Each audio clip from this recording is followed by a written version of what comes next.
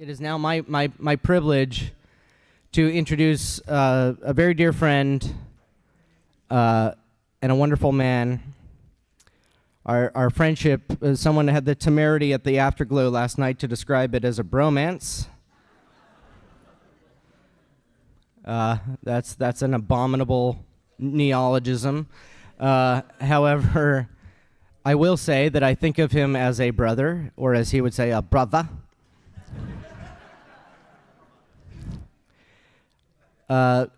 And Joseph's biography of G.K. Chesterton, Wisdom and Innocence, was one of the first, was the first biography I read of Chesterton, and started me on the path of the love for Chesterton that I've carried with me ever since.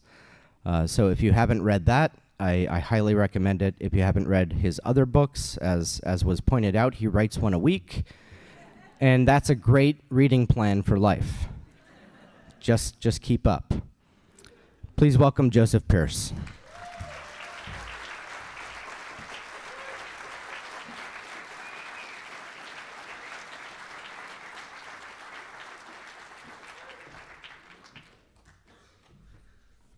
Good morning. I'm a little bit mortified that he doesn't think romance is the right word for our relationship. The afterglow, things get romantic after midnight.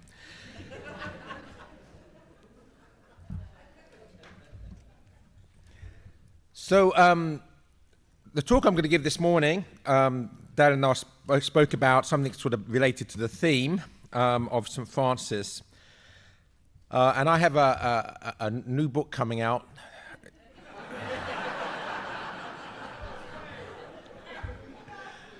It's going to be out in the autumn, and the title is The Good, the Bad, and the Beautiful, History in Three Dimensions. And the basis of that book is that I was getting fed up with the whole progressive thing. That history is that the past is barbaric, everything's getting better, and there's going to be a golden age in the future, ushered in by science. We'll get rid of superstition and religion, and everybody live happily ever after in the future. The progressive idea of history as an ascent, right? And then you get the other side of the coin, which they think that they're the opposite, but they're the same coin. Just the opposite side is that they're wrong. Everything's getting worse, progressively worse, but they believe in the same thing.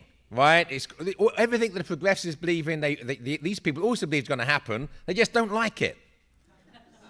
Right? So they both agree with each other. Just one thinks it's good, great, and the other thinks it's not great. Whereas what I want to try to show is that human history is human. Right? It's the human story. So it's going to reflect who we are. So we have to begin with who we are.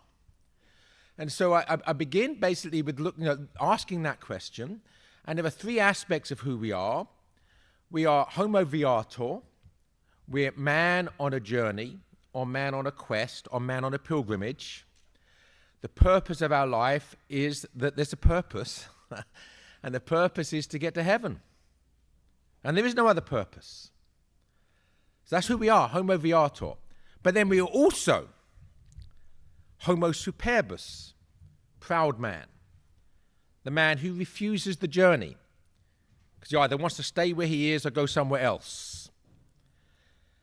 And I'm going to mention Solzhenitsyn because I didn't hear it at all in the previous talk.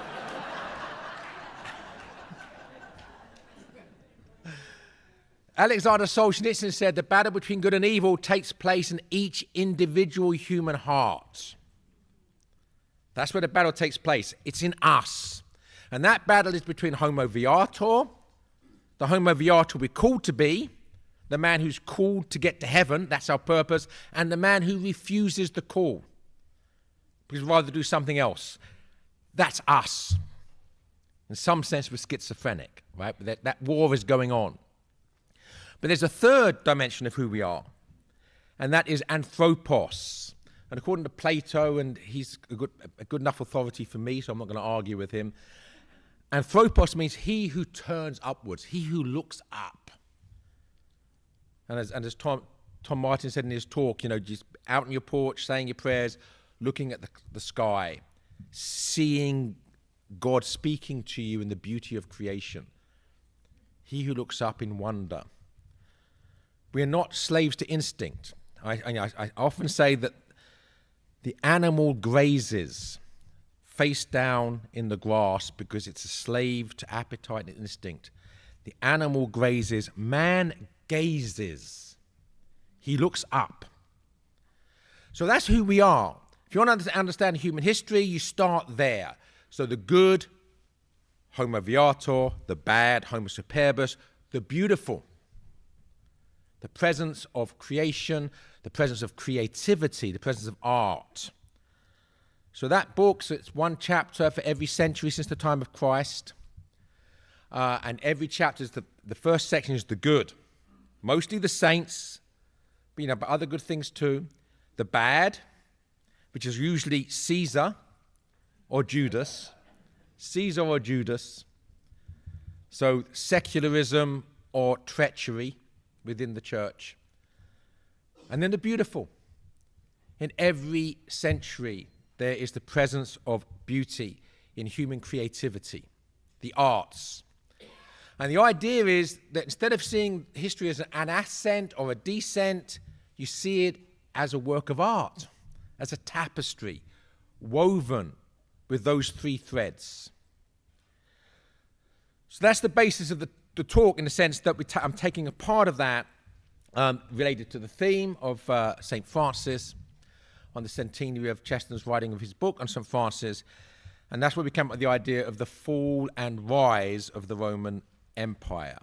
And I would say also, because, again, being in America and want to be a good, loyal American, because, God bless America, as Tom Martin said. Well, I obviously wasn't born here, but I am a US citizen.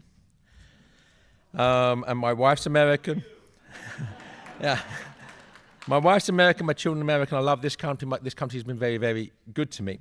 But, in order to be a good American, of course, I have to find time for a commercial break in every talk. It would be unpatriotic of me to do otherwise. So I would actually like to, before I go on, to say that I gave a series of lectures, which I think are available online. I'm not sure of the address. This past year, I was visiting chair of something or other. I mean, the official title was, it's too long to remember. I was visiting chair at Thomas More College of Liberal Arts in New Hampshire. William Fahey, my dear friend, is the president of that school. Yes.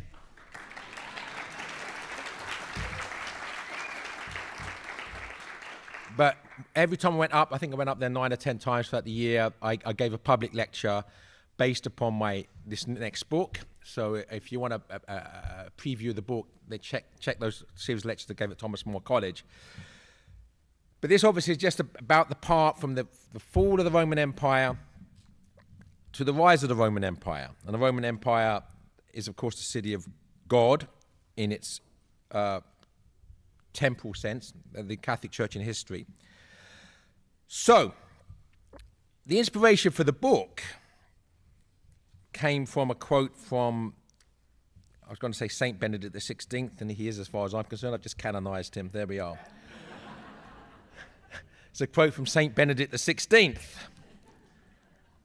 which inspired the book I've just talked about. The only really effective apologia for Christianity comes down to two arguments, namely the saints the church has produced and the art which has grown in her womb. Better witness is borne to the Lord by the splendor of holiness and art which has arisen in the community of believers than by clever excuses which apologetics has come up with to justify the dark sides which sadly are so frequent in the church's human history. If the church is to continue to transform and humanize the world, how can she dispense with beauty in her liturgies? That beauty which is so closely linked with love and with the radiance of the resurrection.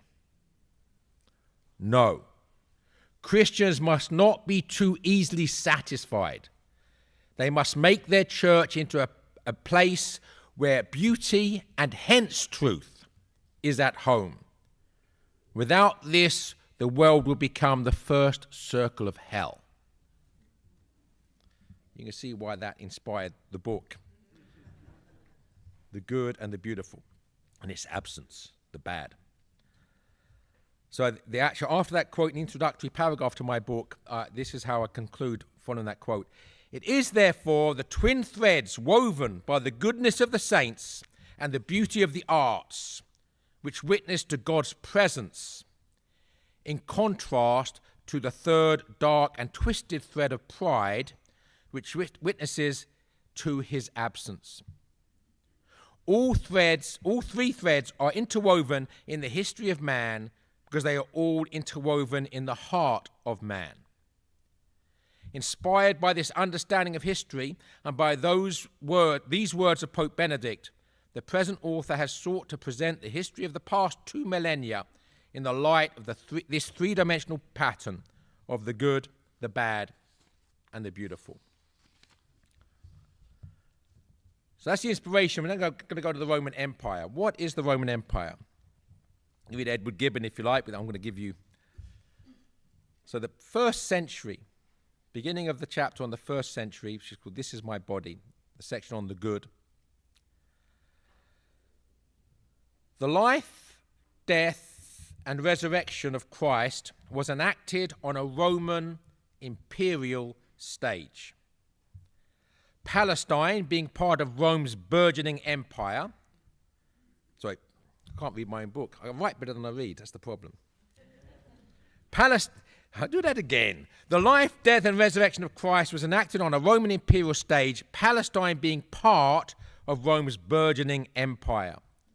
Such was the pomp and pomposity of imperial Rome that it saw itself as the eternal city, destined by the gods to rule the world. This was expressed with triumphalist zeal in the Aeneid, Virgil's patriotic epic, written 20 or so years before the birth of Christ. The Aeneid depicted Rome as being founded by the Trojan warrior Aeneas, who had sailed to Rome on a perilous voyage via many adventures, having been warned in a dream to escape the fall of Troy. The idea was that Rome, the eternal city, had risen, phoenix-like, from the ashes of Troy. Seen in this mythical light, the great historian Christopher Dawson perceived that St. Paul was the real-life Aeneas, introducing the church to Europe, which, a few centuries later, would rise from the ashes of the fallen Roman Empire. And this is the quote from Christopher Dawson. Now, the Virgilian myth became the Christian reality when St. Paul, in obedience to the warning of a dream, set sail from Troy in AD 49 and came to Philippi in Macedonia. He did more to change the course of history than the great battle that had decided the fate of the Roman Empire on the same spot nearly a century earlier. For he brought to Europe the seed of a new life, which is ultimately destined to create a new world. So where does it begin? In Chesterton's wonderful book, The Everlasting Man, and I'm assuming that in a few years from now, that will be the theme of a conference here, because it's coming up for the centenary. Chesterton talks about the centrality of Christ to human history, and my book's basically doing the same thing. And the first chapter, the first part of that book is the man in the cave. And in that, Chesterton says, what do we know about the caveman? He's not someone that's a cannibal. We know nothing about any of that. We might, psychologists, Freudians, might psychoanalyze the mythical caveman, but the evidence for what the caveman did, he said, let's do something radical and look in the cave. Look at the evidence. What do you find? You don't find heaps of skulls of eaten wives.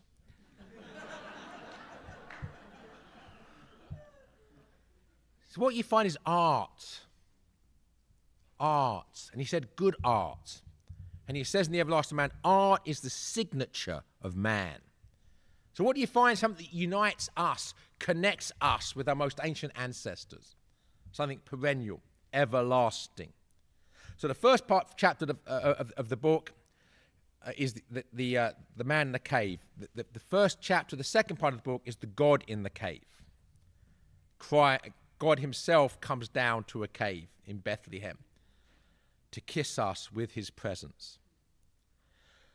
But the glory is that also, we're talking about that beautiful Christian art also begins in a cave, in the catacombs.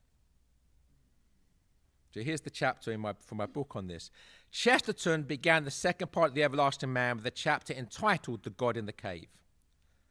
Alluding to the stable in Bethlehem, Chesterton wrote that the second half of human history, which was like a new creation of the world, also begins in a cave. God also was a caveman, had also traced strange shapes of creatures, curiously coloured, upon the wall of the world. But the pictures that he made came to life. End quote. There is, as Chesterton implies, a delightful and divine symmetry in the history of the world that God has made and the history of the creativity with which he has made it. Human art begins in a cave. The incarnation also begins in a cave. In the womb of the Blessed Virgin, at the Annunciation, that other cave, which Gerard Manley Hopkins described as the warm laid grave of a womb life grey, and is shown forth at the birth of Christ in the cave of Bethlehem. And then a couple of centuries later, Christian art also begins in a cave. In the riddle of Bethlehem, it was heaven that was under the earth, wrote Chesterton. The same was true of the riddle of imperial Rome, the catacombs under Rome.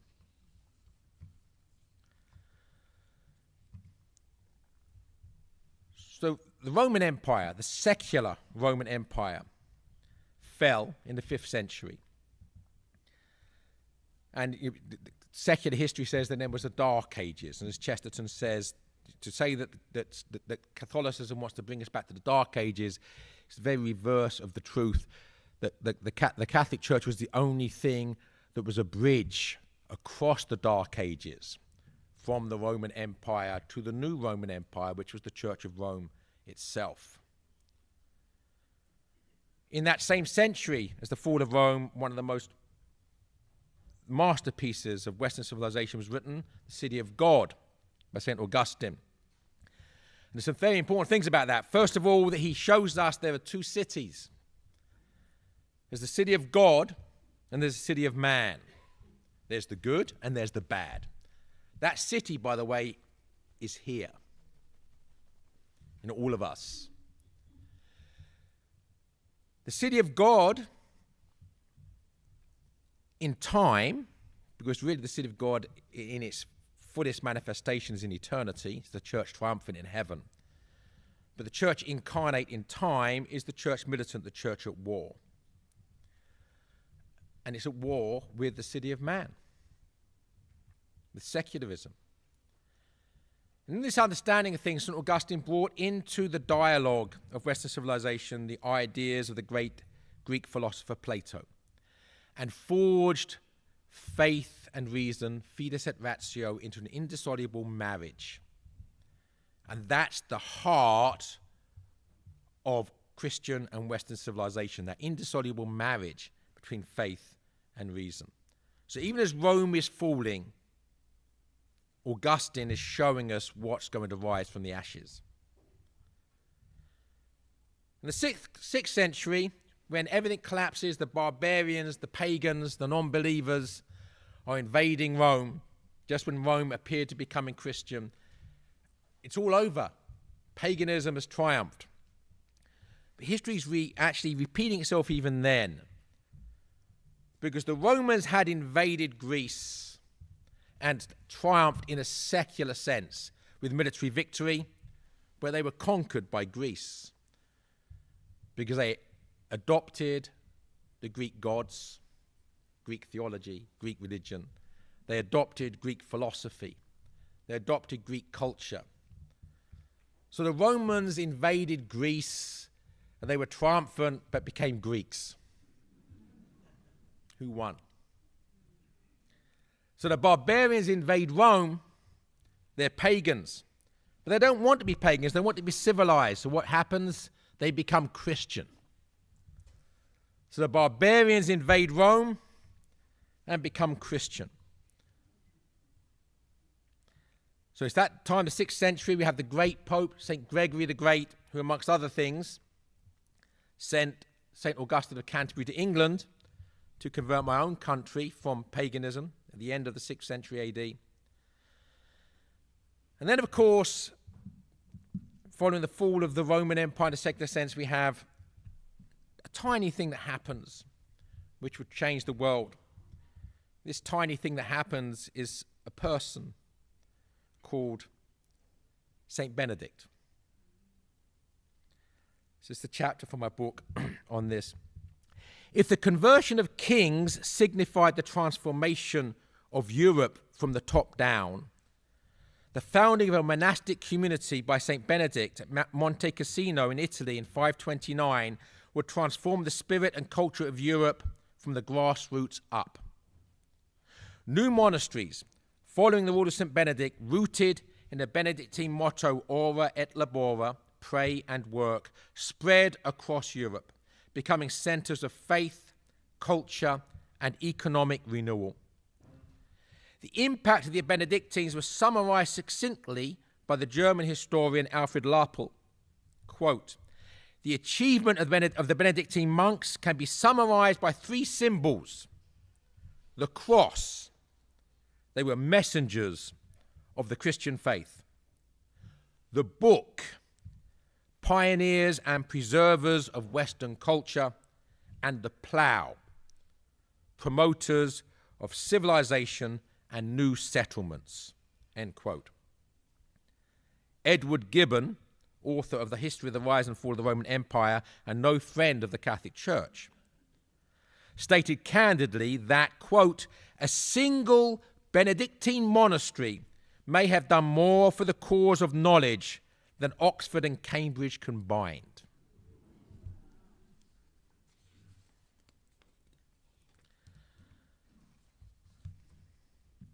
And then the following century, we have the great Boethius, best known to most of us, I'm sure, for his Consolation of Philosophy, Consolatio. But I actually am very attached to his lesser-known book, De Musica, of music. And in that book, he talks about the 3 types of music. When we think about music, we think about something which is, it's physical, right? You need sound waves. Something incarnate that you can hear. But Boethius was deeper than that. There's 3 types of music. There's the musica mundana, the music of the world, or the music of the spheres. There's the musica humana, the music of who we are as human souls. And the musica instrumentalis, which is how that plays itself out incarnationally in what we perceive as music. So we've reduced it to only the 3rd. Now, what I love about this is the influence of Boethius, which we know in our day and age, last 200 since the Enlightenment, we've sort of lost sight of this somewhat. But for well over 1,000 years, the Consolation of Philosophy was the principal textbook of Western civilization on philosophy, and De Musica was a principal textbook on what is the beauty of God's presence amongst us. We should look up the stars and see the way the stars move across the heavens and the way the planets interact with them. There's the wanderers that don't fit the pattern, and see a music there. This is God's work of art playing itself out before us majestically. We're meant to see and hear. If not, we're blind and deaf. Musica mundana. Musica Humana is what we are. The Imago Dei, made in the image of God. There's no symphony composed by Beethoven that's as beautiful as each of us is. But there's also Homo Superbus in there, bringing discord into that work of beauty. And then we have music instrumentalis, the way that composers, by which I would also include, by the way, poets and novelists and visual artists and architects, as well as composers of musical compositions, the way that they express that beauty in their own creativity. And you want to see the power of Boethius's book De Musica 1,000 years after it was written. In Shakespeare's The Merchant of Venice, Lorenzo speaking to Jessica in the final act of the play. All three are present here. I'm not going to analyze it because I don't have time, but you should be able to see it now. Musica mundana, the music of the spheres, the music of creation, the music of the human spirit, and physical music. In that order, this is Shakespeare on Boethius, 1,000 years after Boethius had written his book. How sweet the moonlight sleeps upon this bank. Here we will sit and let the sounds of music creep in our ears. Soft stillness and the night become the touches of sweet harmony. Sit, Jessica. Look how the floor of heaven is thick inlaid with patines of bright gold. There's not the smallest orb which thou beholdst, but in his motion like an angel sings, still choiring to the young-eyed cherubims. Such harmony is in immortal souls. But whilst this muddy vesture of decay doth grossly close it in, we cannot hear it. Come, ho, and wake Diana with a hymn. With sweetest touches pierce your mistress's ear and draw her home with music.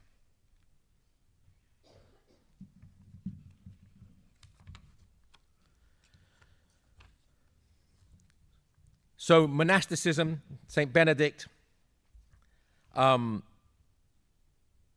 transformed society, grassroots up. By the way, we had various talks this week, this conference, about localism, right?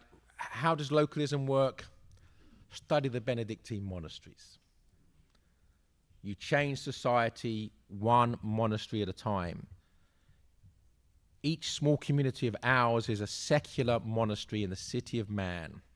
The presence of the city of God and the city of man, we change our local cultures, our local economies, one person, $1 at a time. You want localism, by the way, very quick tangent here, summed up very quickly and very easily. You want to change the world, right? Two things to remember.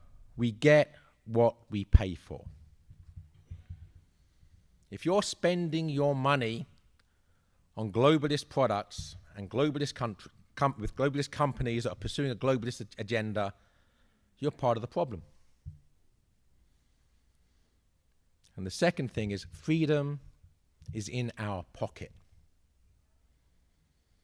Right? You vote at the elections, and you should continue to do that. But the most powerful vote you have is every single dollar you spend. Every dollar is a vote. Who are you voting for? The dollars you spend. That tangent, so I get back to the original localists here, the Benedictines. This is what St. John Henry Newman talked about St. Benedict, the Benedictine monasteries, and Irish monasticism, which he called a restoration. Quote, silent men were observed about the country or discovered in the forest, digging, clearing, and building. And other silent men, not seen, were sitting in the cold cloister, tiring their eyes and keeping their attention on the stretch while they painfully copied and recopied the manuscripts which they had saved. There was no one who contended or cried out or drew attention to what was going on, but by degrees the woody swamp became a hermitage, a religious house, a farm, an abbey, a village, a seminary, a school of learning, and a city. That's how you transform society. Localism. That's practiced by St. Benedict and the Benedictines.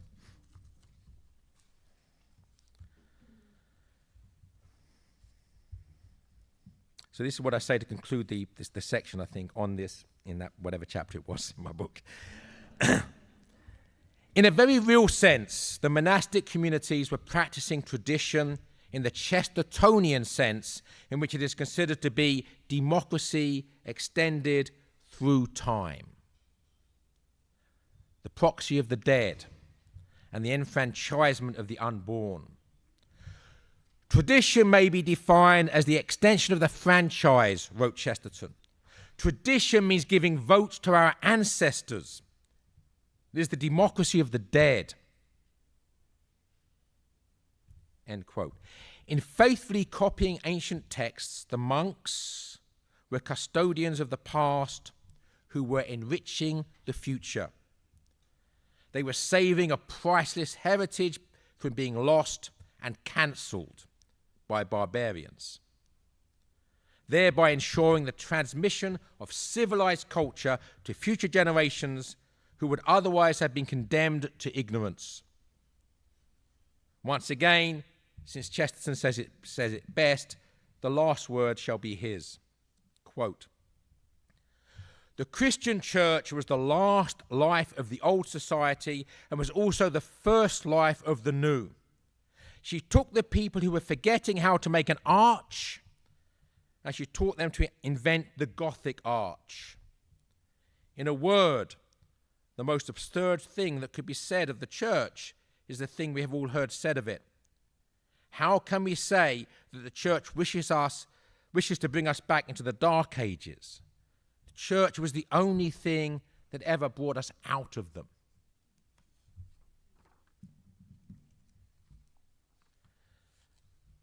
So now we move on from the full Roman Empire, now the rise of the new Rome, the new eternal city, the city of God, from the so-called Dark Ages to the so-called High Middle Ages. It was the church that founded the great universities. So Bologna in 1088, Paris by 1150, Oxford by 1167, all grew out of cathedral schools that just became institutionalized as universities. That same time, whereas Augustine had brought Plato and baptized Plato, Greek philosophy, that the scholastics, beginning with St. Anselm of Canterbury, baptized Aristotle. So the two great Greek philosophers became the heart, baptized and at the heart of this indissoluble marriage of faith and reason. The Benedictines are the Benedictines, but whenever there's a period in the church where things seem to be decaying, God sends saints. So in the 12th century, we have the rise of the Cistercian order. In 1122, there were 19 Cistercian monasteries. By the end of the century, there were 530. Grassroots up. And then with the battle, the perennial battle, every generation between the city of God and the city of man, secularism attempting to either destroy or at least tame the church. King Henry II of England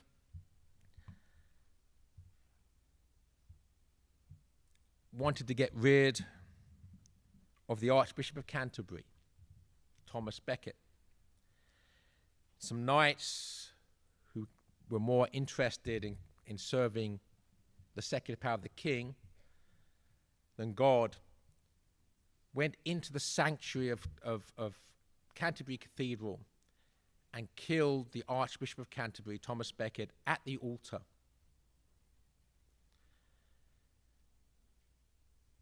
The power of the world. The power of secularism. How did that work out? We'll let Hilaire Belloc do the talking. Hilaire Belloc was in no doubt of the historical importance of St. Thomas's martyrdom, which was the consequence of what he called the saint's heroic resistance. The principle of which St. Thomas suffered martyrdom was as clear as it was noble. Quote, that the Church of God is a visible, single, universal society with powers superior to those of this world, and therefore of right, autonomous. That principle is the negation of the opposite, the principle that the divine and permanent is subject to the human and passing power. St. Thomas died for the doctrine, the truth, that the link with eternal things must never be broken under the pressure of ephemeral desires, that the control of eternal things cannot in morals be subject to the ephemeral arrangements of men. A little bit of me before the next quote. Having stated the principle for which St. Thomas of Canterbury laid down his life, Belloc proceeds to an appraisal of the historical significance and importance of the saint's heroic resistance, which struck a blow for religious liberty against the encroachments of secular tyranny, the impact of which would reverberate down the centuries. So Belloc again. Those few moments of tragedy in the north transept of Canterbury had done what so many years of effort had so far failed to do. The whole movement against the autonomy of the church was stopped dead. The tide ran rapidly backward. Within an hour, St. Thomas was a martyr. Within a month, the champion not only of religion, but of the common people, who obscurely but firmly knew that the independence of the church was their safeguard. A tale of miracles began, and within a year, the name of St. Thomas of Canterbury was standing permanently above and throughout Christendom. Everywhere there were chapels and churches raised to his name. And then came the great uninterrupted pilgrimages to his shrine, year after year, until it rivaled St. James of Compostela, becoming the second great centre in the West and loaded with gems and gold and endowment. It's important. We're living in an age of tyranny. We might be called to martyrdom. We should welcome it. Because it's absolutely, you don't have to take my word for it. Look at the word of experience, which is human history. The blood of the martyrs is the seed of the church. Thomas of Canterbury is a sign of it then. This was the king saying, enough. Get rid of this monk. And the king went in penance, and the monk's a saint. 1215, partly as a consequence of the episode we just talked about, was the signing of Magna Carta in 1215.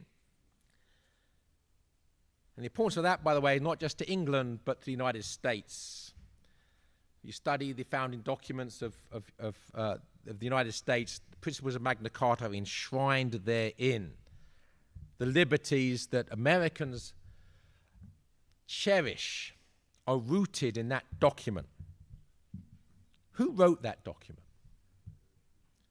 The Archbishop of Canterbury, Stephen Langton.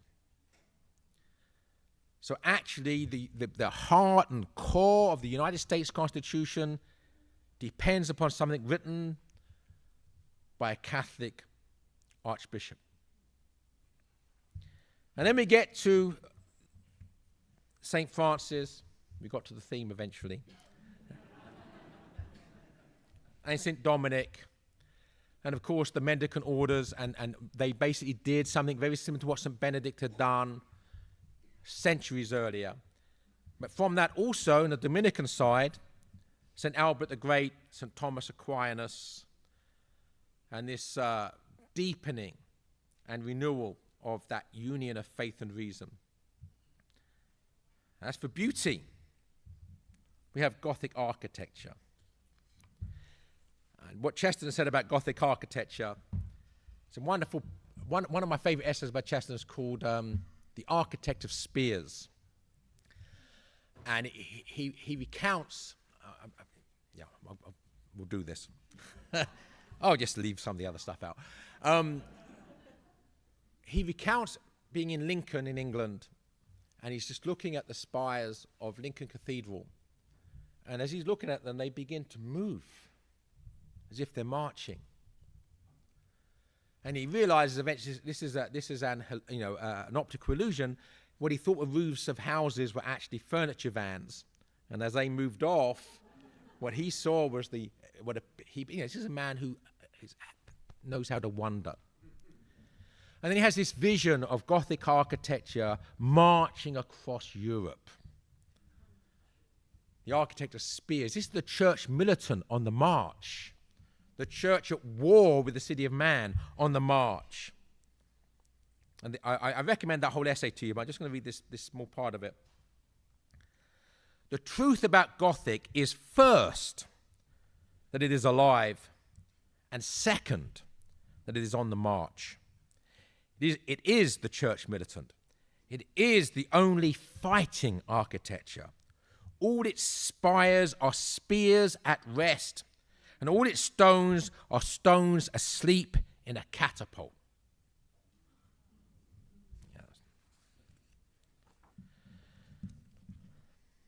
So, to conclude, what's the greatest century in human history? Many people would say the 13th century, and I'm going to read this one quote, then I'm going to comment upon it. So this is me first, then the quote. We began our look at this century with the claim by historian Alan Schreck that it was the greatest century in the history of Western civilization. We will end with another historian who agrees with him. James J. Walsh wrote a book entitled The 13th Greatest of Centuries, in which he justifies the enormity of the claim with the enormity of the achievement, which makes the claim justifiable. Quote, is it any wonder that we should call the generations that gave us the cathedrals, the universities, the great technical schools that were organized by the trades guilds, and of art carried to such heights that artistic principles were revealed for all time, and finally, the great men and women of this century, for more than any other, it glories in names that were born not to die. Isn't it at all surprising that we should claim for the period which, in addition to all this, saw the foundation of modern law and liberty, the right to be hailed the greatest of human history? So that's Father Walsh in his book, The 13th Greatest Centuries. My chapter in the book is called The Best and Worst of Times, because it was also the century in which there were at a certain time, three different people claimed to be Pope. The papacy itself was exiled from Rome and was in Avignon. There were great things happening, but the city of man is always at war. That tapestry, the good, the bad, and the beautiful, it went through the 13th century like it goes through every single century. I'm going to end with T.S. Eliot. In The Wasteland, I'm doing this from memory, and if those of you there last night know that I can't do things from memory. So these cities might be in the wrong order, but it's from The Wasteland. Athens, Jerusalem, Alexandria, Vienna, London, unreal. Unreal cities. No abiding cities. Passing away. Temporal. Greek civilization. Judaism. Great civilization of Alexandria. The Holy Roman Empire. Vienna. The British Empire. London. Unreal. City of God. Passes away. Ashes to ashes, dust to dust. But what's brilliant about that, and we miss it so easily if we don't have our eyes open, is what's missing. These are the centers of Western civilization. But one name is missing. Rome is not on the list. Eliot is telling us that Rome is not an unreal city. Rome is real. Rome is the city of God. Now, not the Rome of the Colosseum, not even the Rome of St. Peter's Basilica. Those who read The Lord of the World by R.H. Benson will know that in that novel, Rome is obliterated by bombs. St. Peter's goes up in smoke. That's not the Rome that's eternal. The Rome that's eternal is the city of God. The temporal city of God, the city of God in which we find ourselves temporarily, not for long, thanks be to God, is time. It's the city of God at war with the city of man. It's Homo Viator at war with Homo Superbus. It's the civil war in our own hearts, which therefore, of course, the civil war in society. That part of the city of God of which we are currently part is the church militant. The church at war with the city of man. We are miles Christi. We are soldiers of Christ. We're on active service. We're meant to be good soldiers. And if we are good soldiers, we pass from the temporal city of God, the church militant, to the eternal city of God, the church triumphant. As we hear in St. Matthew's Gospel, where your treasure is, there your heart will be also.